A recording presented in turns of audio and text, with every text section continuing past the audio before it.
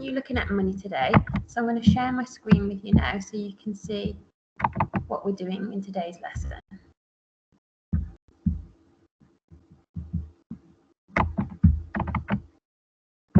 So we're ordering money today. Now we just need to recap the coins. So we've got 1p, a 2p, 5 pence, 10 pence, 20 pence, 50 pence, £1 and a £2 coin. And then note-wise, we've got £5, £10, £20 and £50 notes. Now, your mental maths today, again, is the 7 times table. So if I just leave that up on the screen and you can pause it whenever you're ready and just have a go at doing these. You can put a time on yourself, 1 minute, 2 minutes, whatever you want. This is just for you to practice your times tables. Remember the different strategies we spoke about yesterday, cumulative law. You can use, if you know 10 times number, you know 5 times the number. You can use repeated addition, so whatever you want. So have a go at these and pause that now. And then the lesson today is this. So I'm going to take you through the worksheet. So it's saying here, what is the value of the digit 2 in these amounts? So I'm not asking for what this is, I'm asking what the value of digit 2 is. Now you might say 2 tens, but we're talking about money.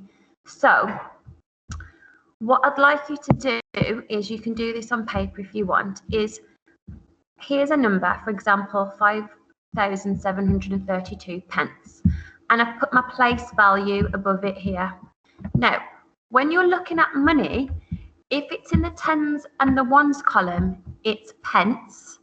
If it's in the thousands and the hundreds column, then those are pounds. So that's why I've bolded the tens and the ones. So 32 pence, because it's in the tens and ones, okay?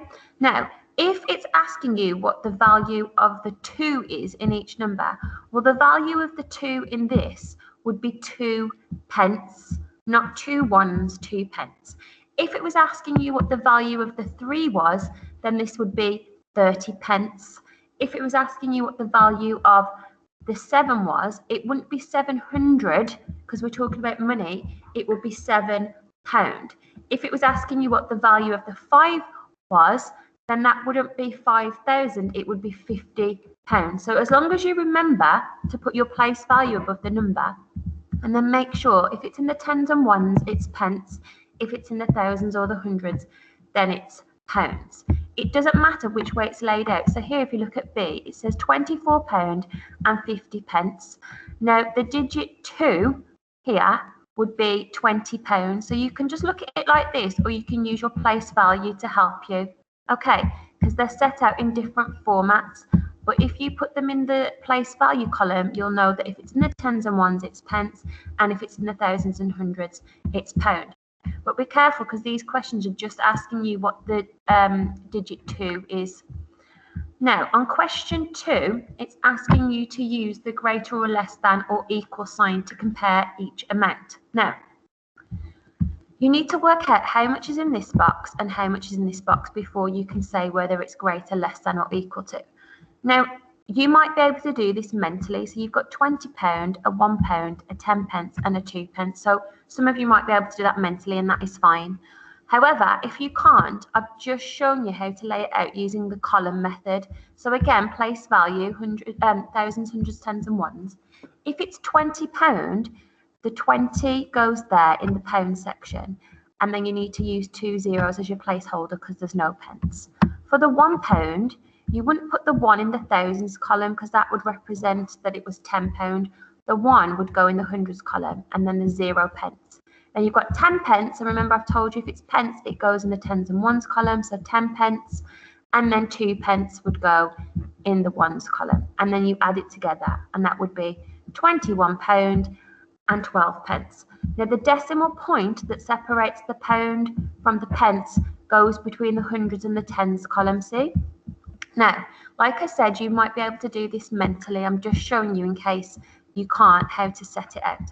So work out how much this is and work out how much this is.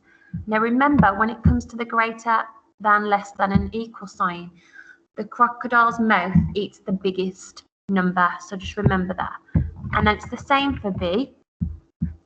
And then the next section of work today is saying, draw 3 coins in each box to make the statement correct. So it's saying that here we've got £26.70. And then it's saying here that this number, whatever this is, needs to be bigger than £26.70. Now, if you have a look, we've got 10, 20, £25 there. So you need to draw 3 coins, there can be any coins in this box, to make this number bigger than this. So this is £26.70 and this is £25. Right now, this isn't bigger than this, but it needs to be. And it's asking you to draw 3 coins in here to make it bigger than £26.70. Now remember, the coins, we've got 1p's, 2p's, 5p's, 20p's, 10p's, 50 pences. Now, you can use the same coin more than once. Oh, and £2 and £1. You can use the same coin more than once, but it has to be 3 coins. And it's the same on this. We've got £26.70 again. And this time, it's saying that £26.70 is greater than what's in this box. Now, this has got £25 in it again, but you need to put 3 coins in this box. However, this box needs to be less than this. So right now, this box is less than this, but it's asking you to put 3 more coins in here. But it still needs to be less than £26.70. So you might want to use some lower coins. And then this one, £26.70, is equal to this. Well, again, you've got £25 in here, so you need to draw 3 coins that would equal this being £26.70. And then the next section, you're using greater than, less than, or equal to again to compare the amounts. Now, you're comparing this to this. So this one's a nice easy one. The number's exactly the same, so you know that will be equals to. If I just look over here though, a way you might find this being easier is to put your place value above them. Now, it doesn't matter whether it's got a decimal point in it or not. So some of them have been represented in pounds and pence, and others have just been represented in pence. That doesn't matter. Just ignore the pound sign and the decimal place, and just put your place value above them. So if we're looking at this one, you look at the thousands column first. Well, there's a 4 in the thousands column and there's a 4 in the thousands column. Then in the hundreds column, there's a 0. In the hundreds column, there's a 0. In the tens column, there's a 0. In the tens column, there's a 0. So right now, they're the same.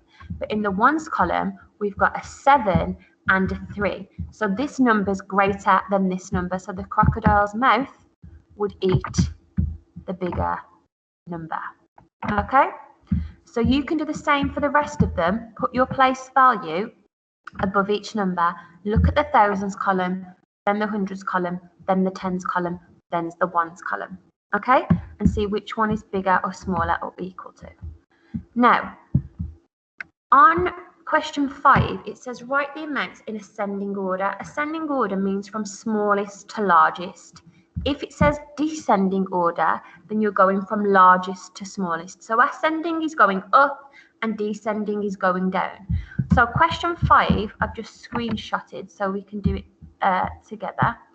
Now you've got 5 numbers here and you need to write them down, smallest to largest. So what I've done is put my place value, thousands, hundreds, tens and ones, and I've written each number in the correct place value, and then that way it's easy for me to see. So I'll start in my thousands column.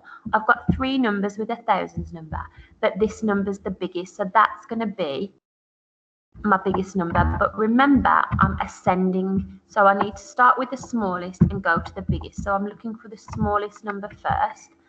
So that's my biggest number, so I'm not interested in that. So these have got thousands, so they're going to be big numbers. All these have got hundreds. So what's my smallest hundreds number? 0 and 0. So I've got 2 here, 0 and 0. So I need to look in my tens column now. I've got a 0 and I've got Sorry, let me start that again. So here I've put them in order. I need to look for the smallest number. Well, these three aren't the smallest number because they're thousands numbers. I've got 200 numbers. I've got 270 and I've got 720. So 270 is going to be my smallest number. So I'd write that down first. I'm just going to put a tick next to it so now I've done it. Then my second smallest number is going to be 720. Now, I've got three numbers here that have got thousands numbers, so I'm looking for the smallest one. Well, I've got 2, 2 and a 7. So 2s are the smallest number. So they're the same. So then I look in the hundreds column. I've got a 0 and a 7. So which one's the smallest one? This one, because it's got a 0 in it. Then it'll be that one. And then my biggest number is the 7,000 number. So you'd put them in order. So on that activity, you are writing them in order. So this one is going from smallest to largest. This one is going from largest to smallest. C is going from smallest to largest. And D is going from largest to smallest. And then the second part of the sheet says, Huan has 3 different silver coins in his hand. What amounts could he have? Write them in ascending order. So there's different silver coins. So there's different ways that you could do that. So just think of as many as possible, but write them in ascending order. Ascending meaning smallest to largest. Teddy has £6.55 and Annie has 673 pence. Now what I would do is probably convert Annie's into pounds and pence, so that they're both in pounds and pence. Dexter has more money than Teddy, but less than Annie. And then Dexter says, I have 1 copper coin. So the copper coins are your 2s and your 1s. So how much money could Dexter have? What different amounts can you find? So these are problem solving ones that I just want you to have a go at. And question number 8 said, what could the missing amount of money be? So it's saying that it is greater than 369 pence. So again, you can convert that into pounds and pence, so it's easy for you. But it's less than £16.63. So what could that be? There's actually lots of different amounts that could be, but you can just choose a number. But I would convert this to pounds and pence. And it says use the digit cards to complete the inequality. So use each digit card only once. You do not need to use every card. So you're basically using these cards to put in here, but it says use each card once only. And you don't have to use every card because there's 5 cards and only 4 gaps. But remember, it's greater than 369p, but less than £16.63. Have a go at this, try your best. If you've got any questions, message me on the blog, and I'll speak to you tomorrow. Bye.